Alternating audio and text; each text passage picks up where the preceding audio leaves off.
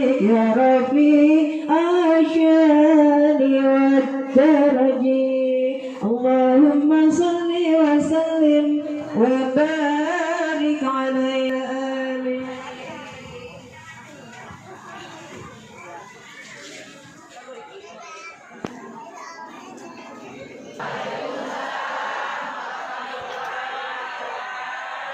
إن الحمد لله والصلاة والسلام على رسول الله سيدنا وحبيبنا وشافينا وقرة أعيننا ومولانا محمد ابن عبد الله وعلى آله وأصحابه ومواله ولا حول ولا قوة إلا بالله أما بعد. Ahibbail mukarramin, kepada segenap kaum bapak, kaum ibu, para sesepuh, tokoh masyarakat, secara khusus kepada beliau pimpinan Majelis Taklim At-Taqwa Ustadzah Rahmawati, begitu pula kepada Bapak Haji Mahmudin MH selaku tokoh masyarakat, begitu pula kepada Al-Ustadz kawan saya Al-Haj Mahbub, begitu pula Ustadz Sya'roni dan Ustadzah yang barusan kita sama-sama simak daripada bacaan qiraatnya, hanya luar biasa indah. Kayak tadi yang baca qasidah itu juga luar biasa. Saya tanya kepada Ustadz, ini produk mana? Produk lokal. Produk lokal tapi berkualitas, tanpa harus impor. Dengan sendirinya itu bisa berkualitas. Dan sudah saya sampaikan, daerah ini asarnya itu luar biasa. Kalau saya katakan asar ini, kalau bahasa para habaib dzurriyyah Nabi disebutnya tegangannya, magnetnya di daerah ini beda dengan daerah-daerah yang lain. Ketika tanah Ahlus Sunnah wal Jamaah dengan tanah non Ahlus Sunnah wal Jamaah diinjaknya beda, rasanya beda. Di sini magnetnya magnet yang luar biasa, memberi kesetrum daripada keimanan. Amin ya Allah ya Rabbal. Hadirin rahimakumullah, dan juga kepada Bapak RT Watori, RT 03 RW 11 ya, dan semua jajaran kelurahan yang tidak saya sebut namanya satu persatunya.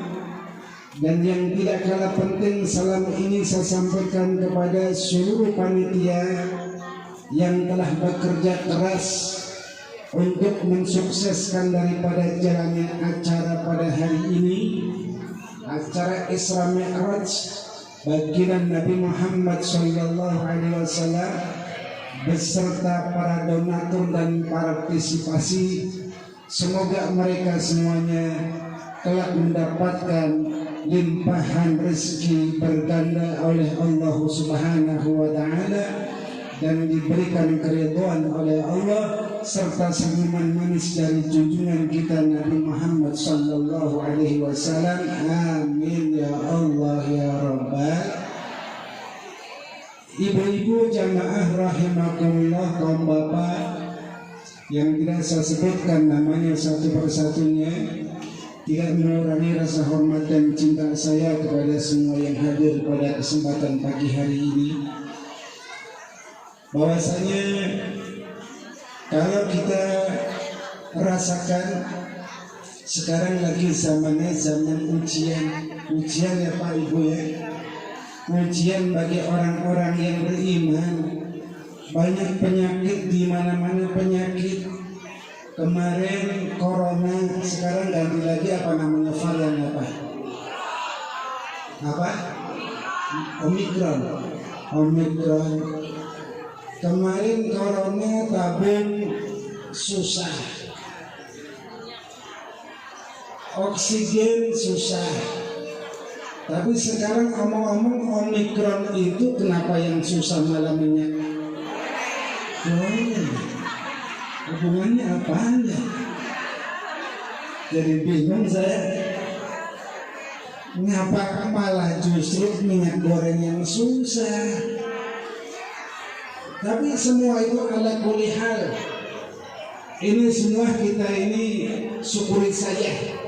Karena ini merupakan daripada ujian dari Allah Subhanahu wa ta'ala. Karena Allah jadikan musibah ada dua perkara, Bu. Musibah ada dua perkara. Musibah jika terjadi kepada orang-orang yang beriman, maka musibah adalah ujian baginya. Kenapa? Karena seseorang yang beriman pasti akan diuji oleh Allah Subhanahu wa ta'ala.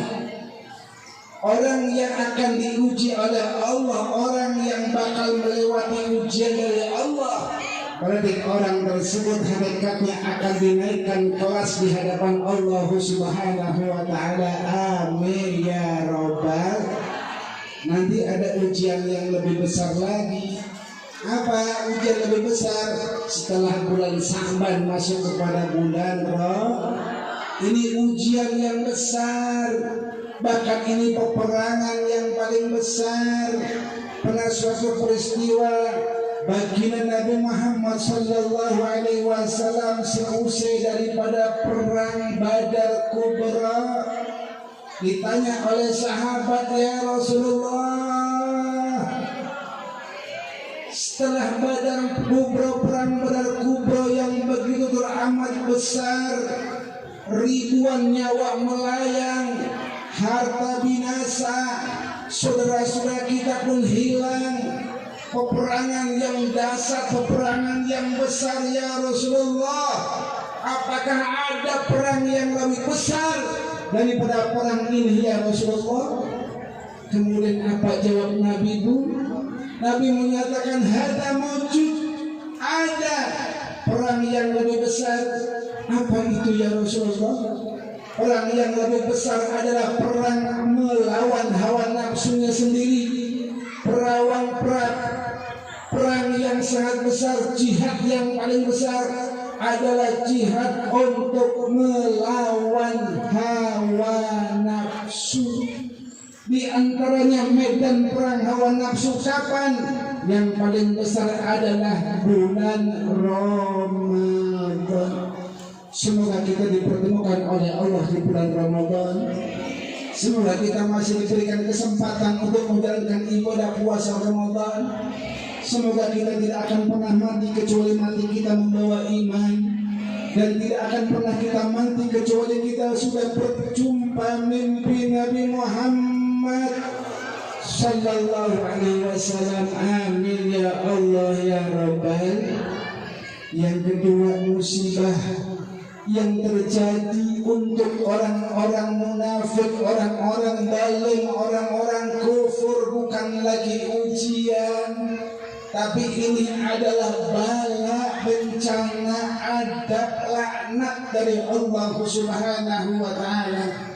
Ada, Bu, orang ke majelis taklim kagak, sholat kagak, sekali sholat setahun 2 kali, Idul Fitri sama Idul Adha. Begitu lagi-lagi cari uang susah, dikasih lagi penyakit, dengan PD-nya bilang, gua ini lagi diuji. Uji dari mana, Paul? Yang diuji itu orang-orang yang beriman. Sekolah juga enggak kok diuji. Orang yang mendapat ujian itu orang yang sekolah. Orang-orang yang beriman ini lagi sekolah di hadapan Allah, lagi mondok, lagi pesantren. Siapa pengasuh pesantrennya? Alam Allah. Jadi kita semua orang-orang yang beriman adalah orang yang senantiasa siap menerima ujian dari Allah Subhanahu wa taala, karena di balik ujian pasti akan membawa hikmah yang luar biasa. Amin ya robbal. Dan saya mohon maaf yang sebesar-besarnya kalau saya duduk begini gak sopan Bu ya. Mohon maaf Bu ya. Jadi kalau kita mau bicara soal lemes penyakit, iya saya sendiri sebetulnya lagi kurang enak badan udah beberapa hari ini. Namun karena ini sudah merupakan salah satu panggilan dakwah di mana saja, apalagi cuma antara Legoso Legoso Cipayung dekat, kemanapun kalau itulah panggilan dakwah sudah bismillah seajan jalankan, walaupun kadang harus diimbus sekalipun, karena ini adalah panggilan dakwah. Kita duduk di sini adalah karena kita memiliki cinta kepada Nabi Muhammad Sallallahu Alaihi Wasallam. Karena di dalam hati kita ada kerinduan kepada baginda Nabi Muhammad Sallallahu Alaihi Wasallam. Untuk apa kita hidup kalau tidak ada rasa cinta kepada Nabi Muhammad? Laulaka Muhammadun. Kalau andai kata Nabi Muhammad tidak diciptakan oleh Allah, Nabi Muhammad tidak dibuat oleh Allah, cahaya Nabi Muhammad tidak Allah ciptakan, ma khalaqa fis sama, maka Allah tidak akan pernah menciptakan langit. Wa ma khalaqa fil ardi, maka Allah pun tidak akan pernah menciptakan bumi. Dan kalau Allah tidak menciptakan nur daripada Nabi Muhammad, maka tidak ada semua yang ada di alam termasuk kita semua. Jadi semua ini karena jasanya Nabi Muhammad Sallallahu Alaihi Wasallam. Sallu ala Nabi Muhammad. Makanya hanya orang-orang yang cinta kepada Nabi yang mau tetap melantunkan sholawat kapan saja, apapun waktunya. Maka saya bersyukur tempat ini tempat murni ahlu sunnah wal jamaah yang cinta dengan sholawat Nabi, yang cinta dengan mahabbah dan ingat kepada Nabi Muhammad, menciptakan majlis-majlis taklim di mana-mana, termasuk majlis keliling dari rumah ke rumah, itu pun sangat penting. Ada di sini majlis keliling ke rumah. Alhamdulillah. Ini penting. Karena apa? Karena ini adalah dakwah Nabi Muhammad Sallallahu Alaihi Wasallam. Nabi dulu sebelum Nabi hijrah, Nabi itu dakwah keliling dari rumah ke rumah, ketok pintu satu, ketok pintu lainnya. Untuk apa? Untuk membangkitkan semangat juangnya umat Islam. Apalagi ini Isra Mi'raj. Isra Mi'raj ini adalah final, adalah merupakan finish antara orang yang beriman ataupun yang tidak beriman ini pada bulan Isra Mi'raj. Karena kejadian Isra Mi'raj ini adalah kejadian di mana iman dan kafir taruhannya. Kalau kita tidak percaya kafir, kalau kita percaya maka kita akan iman. Loh, apa hubungannya? Iya, karena kejadian Isra Mi'raj ada di luar nalar manusia, di luar akal manusia. Bagaimana tidak? Allah katakan, Subhanalladzi asra bi'abdihi laylan minal masjidil haram ilal masjidil aqsa alladzi barakna hawlahu linuriyahu min ayatina innahu huwas sami'ul basir. Ini tentang taruhan iman, saudara.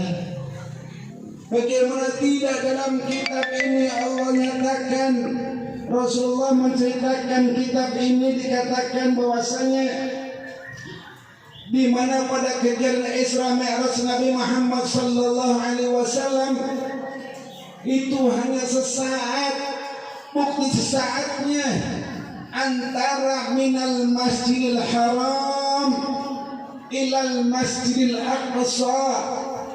itu hanya lailam, hanya di satu malam, dan tempat tidurnya Nabi di Mekah. Setelah Nabi sampai ke Sidratul Muntaha, sampai ke Baitul Maqdis, sampai akhirnya pulang, tempat tidurnya Nabi yang ditinggal masih terasa hangat. Coba bayangkan, ibu kalau umpamanya habis duduk atau habis tidur, kemudian ditinggal itu kasurnya, itu masih terasa hangat enggak? Kalau sampai 1-2 hari masih hangat enggak? Udah enggak. Sedangkan perjalanan ini teramat jauh, sampai tembus ke Sidratul Muntaha, sampai tembus ke langit 7, sampai Nabi diajak tamasya oleh malaikat Jibril alaihi salatu wassalam ke surga dan neraka. Ini sesuatu yang tidak masuk akal. Tapi hanya ukuran orang-orang yang berimanlah yang akan percaya. Singkat cerita, perjalanan yang begitu singkat, Nabi sampai ke Baitul Maqdis, saudara, sampai ke Sidratul Muntaha. Begitu dasarnya ujian kita selaku umat Nabi Muhammad sallallahu alaihi wasallam. Hadirin jamaah rahimakumullah. Kemudian apa yang dikatakan di sini? Ma'antum qalu ya Muhammad nahnu qaumun min bani Israil falamma mata Musa alaihi salatu wassalam. Kemudian di sana Nabi bertemu dengan Nabi Musa alaihi salam dan juga bertemu dengan nabi-nabi yang lain. Seusai perjalanan itu Nabi cerita kepada orang-orang Quraisy. Bu, sekali lagi saya mohon maaf kalau saya bawa kitab, Bu, ya. Kalau saya bawa kitab mohon maaf. Karena apa? Takut salah. Takut. Nah, iya, menyampaikan hadis satu huruf saja salah, maknanya salah semua. Makanya saya itu selalu tekan kepada anak-anak muda, khususnya santri-santri, baik santriwan santriwati yang sedang belajar di pondok-pondok pesantren. Hai anak-anak santri, sebelum kau berdakwah di tengah-tengah masyarakat, kuasai dan pahami dulu kau ilmu alatnya, kau ilmu nahwunya, ilmu sarafnya, agar apa? Kau tidak menyesatkan kepada umat. Karena salah huruf saja maka tafsirannya sudah beda. Contoh, kalau tadi kan suara Qur'annya makhrajnya bagus, sholawatnya makhrajnya bagus, hurufnya bagus, harakatnya bagus, maknanya juga bagus. Alhamdulillah. Sekarang kalau umpamanya makhrajnya itu sudah beda. Contoh, kita baca surat Al-Ikhlas. Bismillahirrahmanirrahim. Qul huwallahu ahad. Pakainya qaf, pakainya huruf qaf. Dan dibaca lagi lebih cepat lagi, pakainya huruf kaf. Bismillahirrahmanirrahim. Qul huwallahu ahad, artinya beda. Qul pakai qaf, artinya katakan hai Muhammad, Allah itu satu. Tapi kalau bacaannya qul pakainya kaf, itu bukan lagi katakan, tapi artinya adalah makanlah hai Muhammad, Tuhan itu satu. Murtad tidak? Murtad. Begitu juga yang namanya sama kum pakai qaf, kum pakai kaf, itu beda. Kalau kum pakainya qaf, berdirilah. Kalau kum pakainya kaf, kalian semua. Jadi beda makhraj, itu sudah beda makna, beda harkat, beda makna juga. Maka sering saya sampaikan, kalau kalian itu berdakwah ya anak muda, kalau takut salah bawa kitab. Biar orang lain bilang belum bisa hafal. Kalau cuma hafal mah gampang. Apalagi anak-anak santri ya Bu ya. Ustazah tanya yang sudah pernah jadi santri dulu, belajarnya seperti apa? Kalau cuma ngafal mah gampang. Ngapal yang penting ada kemauan keinginan bisa insya Allah. Ilmu nahwu apa? Mau itu ilmu dari mulai ilmu kalam, ilmu jurmiyah sampai imriti sampai alfiyah. Kalau itu hanya cuma ngafal semua juga bisa. Ibu juga bisa kalau cuma ngafal. Buktinya tadi marawis begitu aja bisa. Itu kan sulit marawis, perpaduan antara satu dengan yang lain ya emang gampang. Nggak bisa kalau buku ininya nggak jalan. Orang biar kata hebat sekalipun, tapi dia yang ininya nggak jalan, buat marawis nggak bilang bisa. Apalagi begitu banyaknya koprak-koprok kok bisa kompak banget. Itu saya juga aneh, ibu-ibu bisa kompak, coba bayangkan apalagi anak mudanya. Allahumma ya Rabbal. Nah, kita bicara masuk kepada tadi ayat yang tadi Allah katakan tadi tentang Isra Mi'raj adalah sesuatu yang tidak masuk akal. Akhirnya seusai itu Nabi bercerita kepada orang Quraisy bahwasanya dirinya, wahai orang-orang Quraisy, ya Abu Jahal, wahai Abu Jahal, semalam aku diberangkatkan Isra Mi'raj sampai ke Sidratul Muntaha. Aku di sana ketemu surga, aku di sana disuruh sholat dan lain sebagainya. Ternyata Abu Jahal menyatakan, "Ishhada ya Muhammad." Apa yang kau maksud ya Muhammad? Mana mungkinlah mungkin ya Muhammad. Tidaklah mungkin hai Muhammad. Mana mungkin kau bisa berangkat Isra Mi'raj dalam waktu semalam. Hai Muhammad, aku lebih berpengalaman hai Muhammad. Aku dari Mekah sampai ke Palestina itu sudah berpengalaman bolak-balik berapa waktunya. Kau hanya cuma semalam saja, apalagi tembus sampai ke langit 7. Mustahil ya Muhammad. Ya Muhammad, kata Abu Jahal, anta syihrul majnun. Hai Muhammad, kau akan mensihir kami. Hai Muhammad, antal majnun, kau orang gila. Hai Muhammad, kau kurang waras. Hai Muhammad, mendadak kamu gila kapan? Hai Muhammad, dihina, dicaci maki saudara.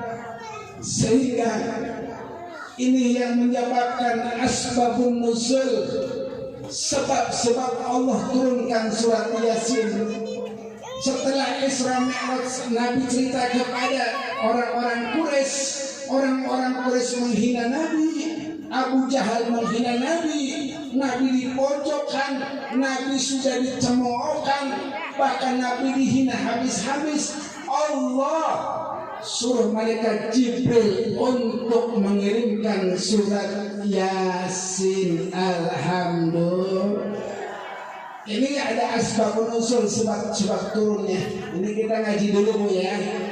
Setelah udah ngaji baru kita nanti yang lain-lain, cerita-cerita yang lain-lain. Yang penting kita intisarinya ngaji dulu Bu ya. Yang sabar nawaitunya. Nah kemudian Yasin di sana diturunkan. Apa celahan daripada Abu Jahal? Ya Muhammad, laisa bin nabi wala mursalin bal huwa yatimun Abu Talib. Hai Muhammad, kau jangan sekali-kali ngaku jadi utusan Allah. Kau jangan sekali-kali ngaku jadi nabi. Laisa bin nabi, bukan nabi kau hai Muhammad. Wala mursalin, bukan kau juga utusan. Bal huwa yatimun Abu Talib, kau hanya anak yatim yang diasuh oleh Abu Talib.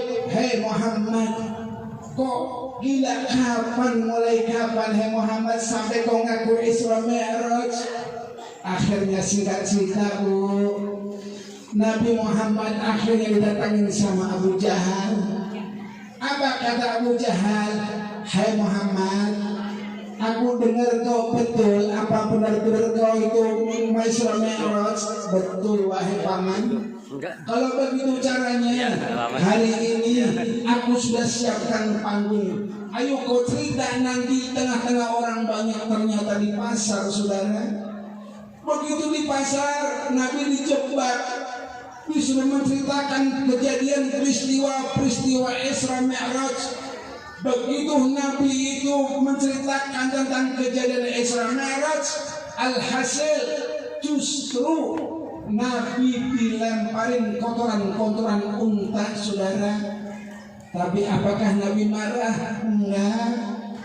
Nabi adalah orang yang sabar. Bahkan di dalam Maulid Adibah, di dalam Rawi di sana diterangkan, wa ya'fu idza kana fi haqqihi wa sababihi wa idza du'i'a Allahu la yakum ahadun li ghadabihi. Nabi itu dalam Rawi diterangkan, wa ya'fu idza kana fi haqqihi wa sababihi. Apabila Nabi dirinya dihina, dicela, dicaci, Nabi tidak pernah membalas. Nabi selalu memaafkan akan kesalahannya orang lain. Pada saat itu pula Nabi kita Muhammad sallallahu alaihi wasallam tidak pernah membalasnya. Bahkan suatu ketika malaikat Jibril itu sudah empat ngerti Bu ya, 4 orang Betawi 4 ya, apa udah kesel ya, sampai malaikat Jibril udah kesel bener, sampai nawarin diri, ya Rasulullah, setiap hari dakwahmu itu dicela oleh orang-orang Quraisy ya Rasulullah, kami tidak tega ya Rasulullah. Andai kata Nabi Muhammad, apa jawabannya? Nabi Muhammad menyatakan jangan, jangan biarkan saja mereka yang menghina saya, mereka yang menertawakan saya, mereka yang tidak mau dengan dakwah saya, biarkan saja, karena mereka belum paham, belum kenal siapa saya. Biar saja, masih ada harapan barangkali keturunan mereka nanti yang akan beriman kepada Allah Subhanahu wa ta'ala. Subhanallah. Begitulah cara kita untuk memperjuangkan agama Islam. Dakwah ini bukan kepada ustaz saja, kiai dan habib saja. Kita pun punya hak untuk berdakwah. Termasuk ibu-ibu, bapak-bapak yang hadir di sini, tidak lain adalah orang-orang yang sedang berdakwah. Orang yang sedang menjalankan lisannya Rasulullah sallallahu alaihi wasallam, meneruskan daripada perjuangan Rasulullah, perjuangan para sahabat, perjuangan para tabi'in, perjuangan para tabi'in, dan perjuangannya para ulama.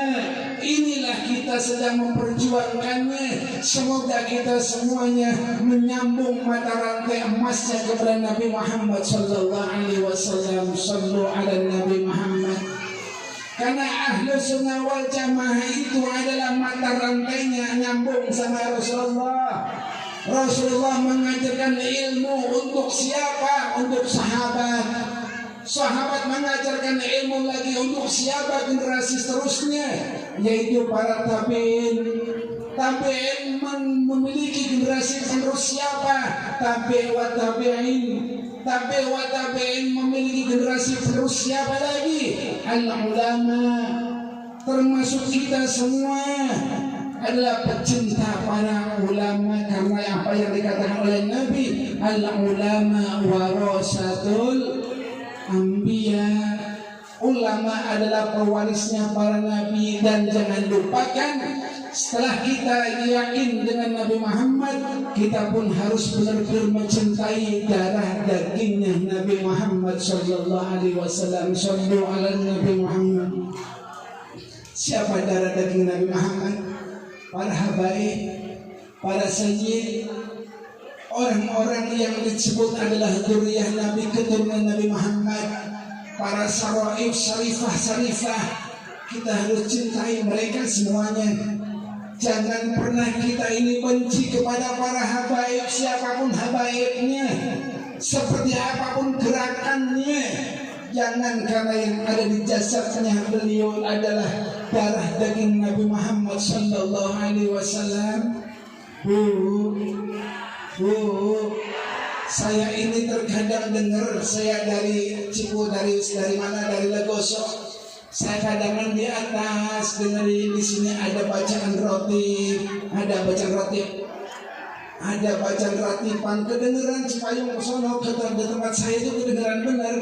Orang kalau tarhiman aja dengernya luar biasa suaranya. Maka saya Allah, indahnya di sana. Suara-suara kumandang ala ahlus sunnah wal jamaah masih ada. Seolah-olah kiamat itu masih jauh. Tapi kalau sholawat sudah tidak ada, bacaan rotib sudah tidak ada, bacaan rawi maulid sudah tidak ada. Ini seolah-olah kiamat sudah dekat, Bu. Maka teruskanlah kita semua membaca rotib ini maulid nih. Ini di sini maulid itu banyak.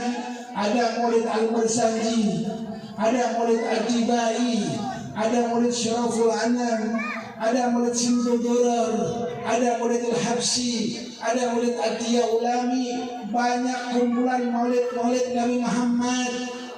Apakah ini kita tidak bid'ah? Kata mereka yang tidak suka dengan ini dibilang bid'ah. Padahal kalau kita tanya mahwal bid'ah, apa definisi bid'ah, mereka bingung. Jangan kemudian semua amalan-amalannya orang ulama-ulama, amalannya para wali dianggap bid'ah. Tidak semuanya sesuatu yang disebutnya bid'ah. Jadi ada perintahnya Nabi itu semuanya wajib dijalankan. Tapi juga Nabi yang tidak pernah perintah pun tidak semuanya Nabi melarang. Contoh begini, Bu, saya tanya sama ibu aja, jujur Bu ya, jujur ibu saya tanya, ibu rumahnya kedatangan ustazah, ustazah.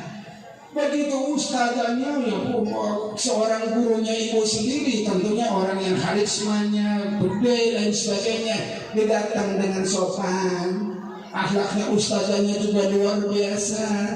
Ibu pun langsung menyambutnya. Ibu saking ibu itu tadimnya, saking sopannya luar biasa. Ibu nawarin sama ustazah silakan duduk, ustazahnya duduk. Begitu ustazahnya sudah duduk, ibu sebagai tuan rumah nanya sama ustazah, Bu ustazah mau minum apa Bu ustazah? Air putih, apa susu? Ustazahnya sopan, baik, tawadhu, pasti ustazahnya ngomong, nggak usah repot-repot, udah duduk aja di sini, duduk. Begitu duduk, ini tuan rumahnya merasakan, ya udah saya suruh duduk, kan satu mentaati. Berjam-jam ustazah yang ngobrol, benar-benar nggak dikasih air. Ini namanya seorang murid yang didatangin sama ustazah punya nalar apa enggak? Ya kan tadi begini Pak ustazahnya sih ngomongnya nggak usah bikin, jadi saya duduk aja nggak usah bikin. Itu bukan taat, namanya goblok. Begitu juga Nabi Muhammad memang tidak menyuruh kita baca maulid, enggak. Tapi ketika kita baca maulid, Nabi Muhammad tidak melarang. Enggak juga Nabi Muhammad membenci. Sebab apa? Pembacaan maulid itu menceritakan tentang riwayat hidupnya Nabi Muhammad SAW. Ya kan, karena Nabi Muhammad sendiri nggak pernah baca maulid. Yang mana mungkin Nabi Muhammad mau menceritakan dirinya? Karena Nabi Muhammad itu di sana diterangkan wattawadhu. Nabi Muhammad rendah diri. Masa seorang yang rendah diri menceritakan tentang keistimewaannya, kan mustahil, nggak mungkin. Ini biar kita lebih iman, Bu ya. Biar bertambah kita semangat baca maulid, Bu ya. Jangan pengaruh kita dengan aliran-aliran yang baru-baru ini, yang dibilang maulid bid'ah lah, sholawat bid'ah lah. Halo, dia pusing kalau kita mikir tentang aliran-aliran sekarang. Udah gitu di Indonesia aliran apapun laku aja ya. Ada yang beli. Mau aliran apa, ada orang yang ngaku Tuhan, diikutin, ngaku malaikat, diikutin. Udah gitu polisi Indonesia hebat juga. polisi yang paling hebat itu di Indonesia doang. Coba bayangkan di Indonesia Nabi ditangkap sama orang Indonesia, sama polisi Indonesia, sama malaikat Jibril ditangkap. Ya, termasuk dia itu. Di Cirebon dulu ada orang yang langsung ngakunya apa? Tuhan. Dia punya kerajaan Allah, taman Allah di Cirebon Majalengka. Pada saat itu polisi nanya, Pak, kenapa Bapak kok sampai-sampainya tega-teganya ngaku sebagai Allah? Dengan enteng dia jawab, habis bagaimana Pak? Yang ngaku wali banyak, ngaku ulama banyak, ngaku nabi apa lagi? Malaikat Jibril udah ada, kan Tuhan yang belum ada. Akhirnya dia ngaku Allah, ditangkap juga. Ini hebatnya polisi Indonesia, Allah ditangkap, coba bayangkan.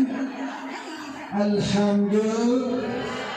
Nah makanya kita ini ibu-ibu jaga anak-anak kita, generasi kita, teruskan pengajian seperti ini dan istiqomahkan pengajian rutinnya. Untuk apa? Mengajarkan, mencontohkan generasi-generasi yang akan datang. Semoga generasi-generasi akan datang bisa meneruskan perjuangan ibu-ibu semuanya. Amin ya rabbal alamin. Ini tentang iman. Jadi setelah kita nanti Isra Mi'raj, membahas Isra Mi'raj, kita ini berarti kaitannya adalah kita akan membahas tentang iman.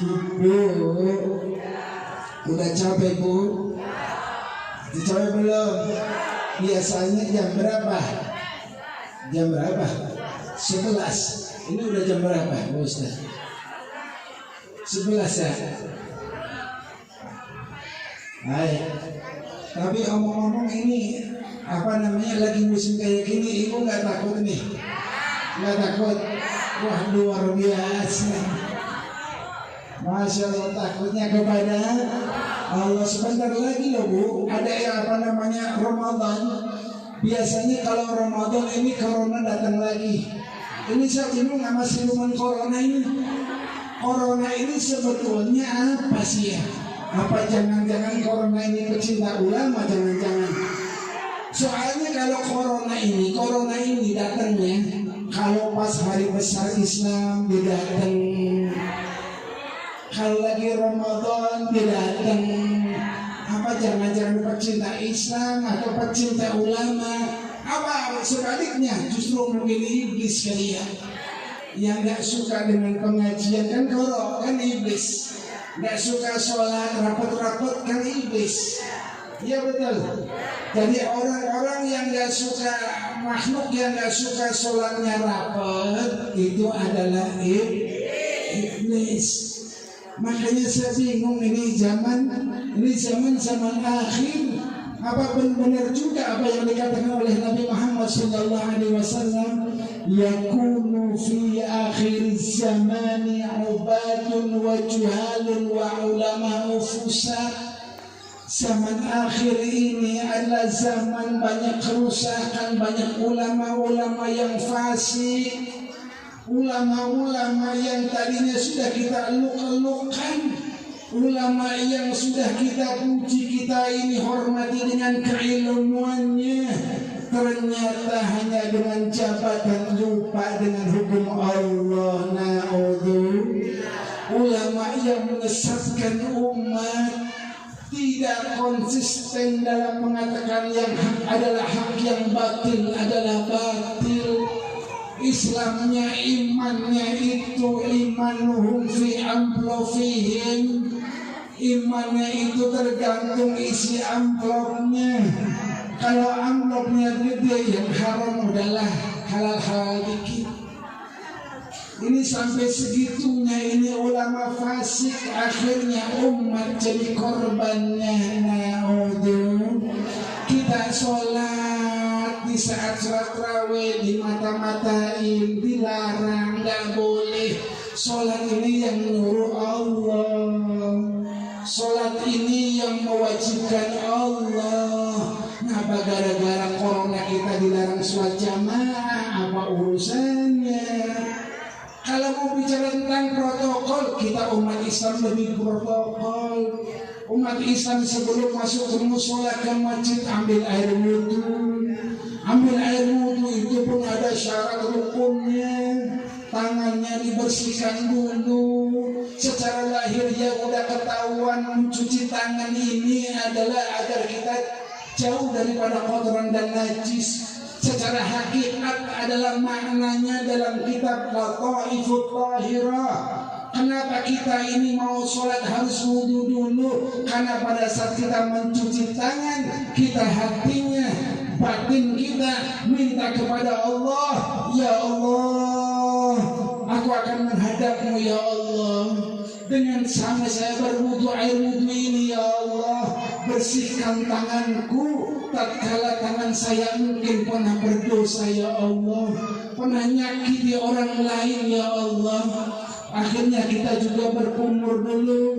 Kita minta kepada Allah, ya Allah ya Rabb, kami akan bermunajah kepadamu, kami akan sholat menghadap kepadamu dengan inna sholati wa nusuki wa mayahya wa mamati lillahi rabbil.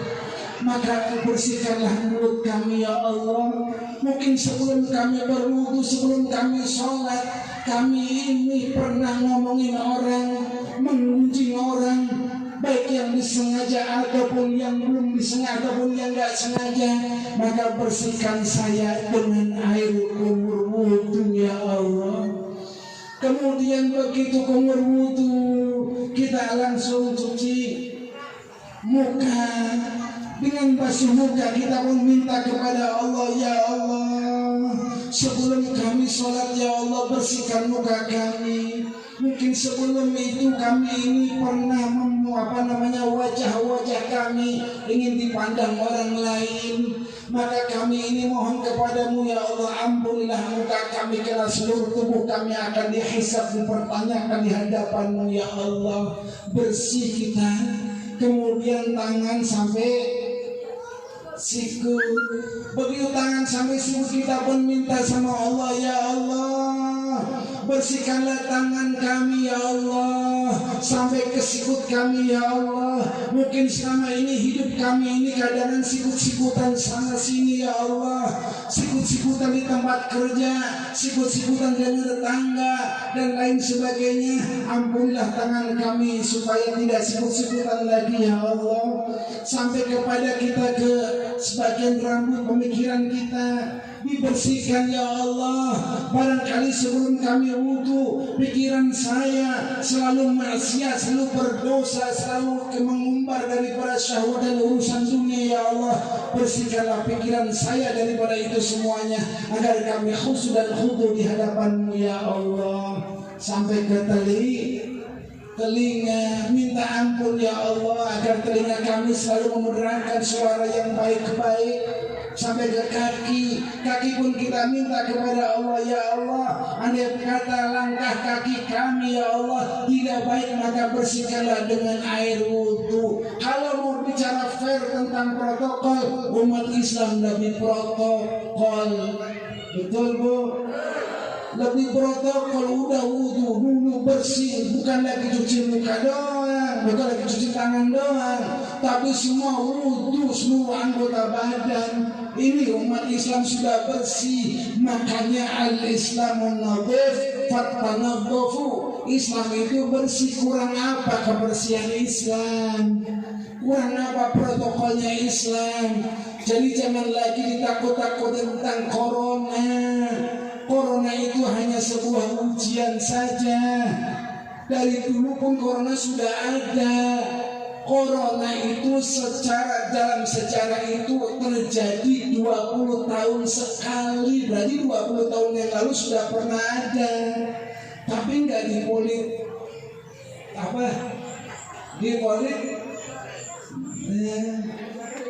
dari dulu udah ada Pak Ular. Jenudin Ngaciro. Ini gara-gara si Jenudin Ngaciro kayak gini.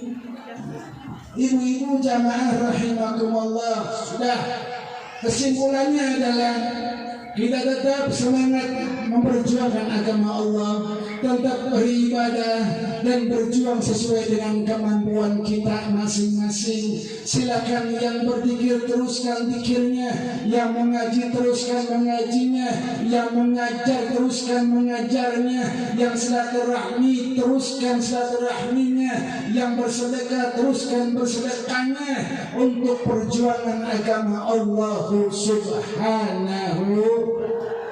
Yang terakhir tentang sholat, saya berpesan kepada ibu karena hikmah daripada Isra Mi'raj hasilnya oleh-olehnya adalah sholat. Semua tanya bedanya manusia sama binatang adalah sholatnya, sholatnya. Semua tanya, Bu, kalau kebo makan nggak, Bu? Manusia. Kalau kebo tidur nggak, Bu? Manusia. Kalau kebo itu bisa beranak nggak, Bu? Kalau manusia. Jadi kalau kebo sholat nggak, Bu? Manusia. Kalau ada manusia nggak sholat berarti ibu loh yang ngomong ya. Kalau ada manusia nggak sholat berarti, kalau ada RT nggak sholat berarti RT, kalau lurah nggak sholat berarti lurah, camat nggak sholat berarti camat, bupati nggak sholat berarti bupati, gubernur nggak sholat berarti gubernur, polisi nggak sholat berarti polisi. Kalau ada tentara nggak sholat berarti tentara, presiden nggak sholat berarti presiden. Ibu tangkap polisi ya. Ayo dong. Begitu saya habis ceramah dijemput polisi di sidang. Ustaz, waktu Pak Ustaz ceramah di Cipayung, Pak Ustaz bilang katanya presidennya adalah presiden kebo. Apakah betul? Enggak. Yang ngomong kebo mah orang Cipayung. Orang Cipayung dipanggil polisi udah gitu orang ini jujur lagi. Ditanya, jamaah Cipayung, apa betul jamaah Cipayung itu ngomong katanya presidennya adalah presiden kebo? Kagak, saya cuma ngomong kebo doang. Terus bagaimana? Yang ngomong presidennya Pak Ustaz, yang ngomong kebonya saya.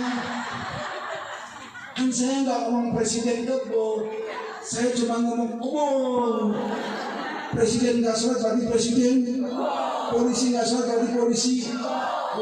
Gue cuma ngomong kebo doang polisi, gue nggak ngomong apa-apa. Bingung akhirnya.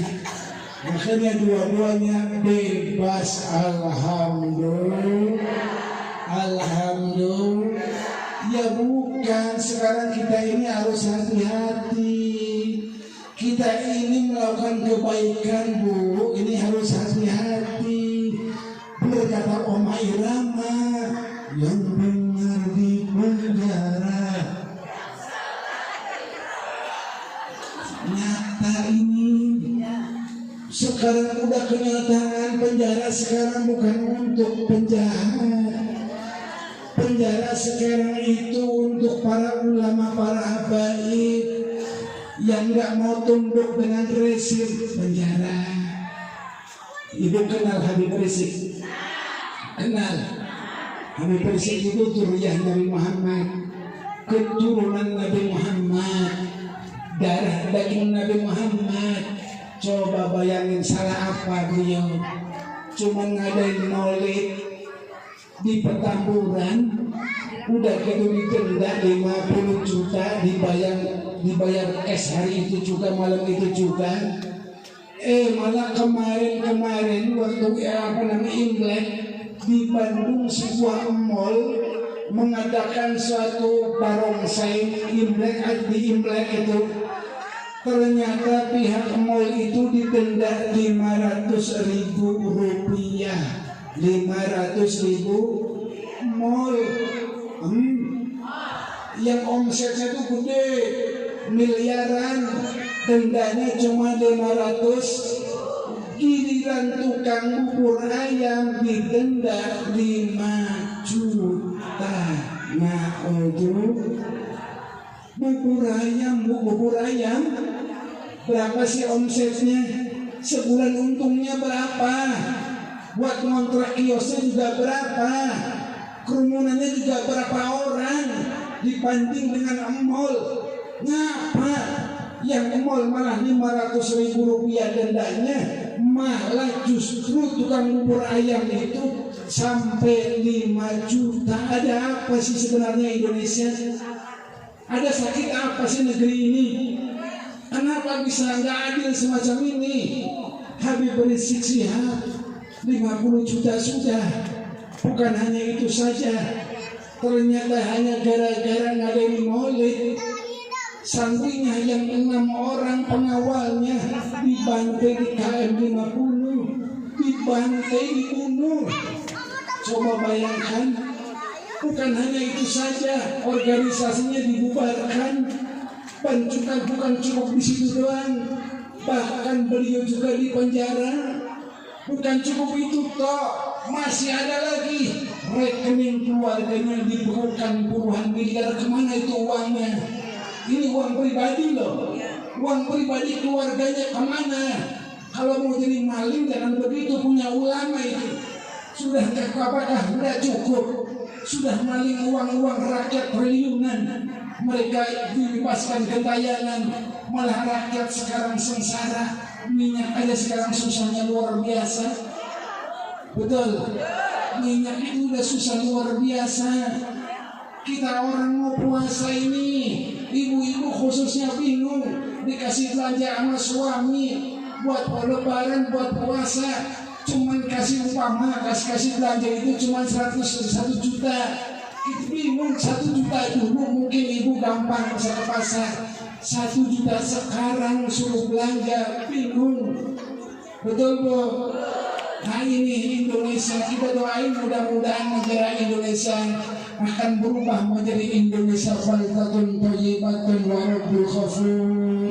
Pemerintahnya mendapatkan hidayah oleh Allah, ulama yang dipenjara dibebaskan oleh Allah, sehingga kita umat Islam tambah khusyuk dalam beribadah, dan umat Islamnya akan lebih semarak di dalam mensiarkan agama Allah Subhanahu wa Ta'ala, khususnya lingkungan sini, masyarakat sini. Semoga Allah akan turunkan rahmatnya kepada kita semuanya, dan kita akan dikumpulkan kelak di yaumul hisab bersama syafaat Nabi Muhammad sallallahu alaihi wasallam. Ya Aziz, ya Ghafar, ya Rabbal Alamin, ya Allah, ya Tuhan kami, ampunilah kami ya Allah, ampunilah negeri ini ya Allah, ya Rabb. Berikanlah kesempatan kami untuk kami bisa menjalankan ibadah puasa ya Allah, ya Allah, ya Rabb. Ampunilah segala dosa-dosa kami ya Allah, ya Rabb. Sebentar lagi bulan Syaban ya Allah, dan sebentar lagi Ramadan pun tiba ya Allah. Tamu yang sangat mulia ya Allah, bulan yang sangat agung ya Allah. Ya Allah, matikanlah kami ya Allah dalam keadaan iman ya Allah. Matikanlah kami bihusnil khatimah ya Allah. Ya Aziz, ya Ghafar, ya Rabbal Alamin. Ya Allah, kuatkanlah akidah Ahlus Sunnah wal Jamaah yang melekat pada diri hamba ya Allah, pada diri kami ya Allah, pada keluarga kami ya Allah. Jadikanlah keluarga kami keluarga yang sakinah, mawaddah, warahmah, sehingga menjalankan ibadah yang diperintahkan oleh-Mu ya Allah, ya Allah, ya Allah. Bijahi Sayyidina Muhammad sallallahu alaihi wasallam. Rabbana taqabbal minna innaka antas samiul alim wa tub alaina innaka antat tawwabur rahim. Rabbana atina fid dunya hasanah wa fil akhirati hasanah wa qina adzaban nar. Wa sallallahu ala sayyidina Muhammadin wa ala alihi wa sahbihi wa sallam. Bi fadli subhana rabbika rabbil izzati amma yasifun wa salamun alal mursalin walhamdulillahi rabbil alamin. Bisyiril Fatihah. Alhamdulillahirabbil alamin arrahmanirrahim maliki yaumiddin iyyaka na'budu wa iyyaka nasta'in ihdinas siratal mustaqim Suratul ladzina an'amta 'alaihim ghairil maghdubi 'alaihim waladdallin. Ibu bapak jemaah rahimakumullah, kurang lebihnya saya mohon maaf yang sebesar-besarnya. Barangkali ucapan saya banyak kekeliruan, kesalahan, semata-mata kesalahan datangnya dari saya sendiri, dan kalaupun ada benar hakikatnya dari Allah Subhanahu wa taala. Hatta wal afu minkum. Ihdinas siratal mustaqim. Assalamualaikum warahmatullahi wabarakatuh.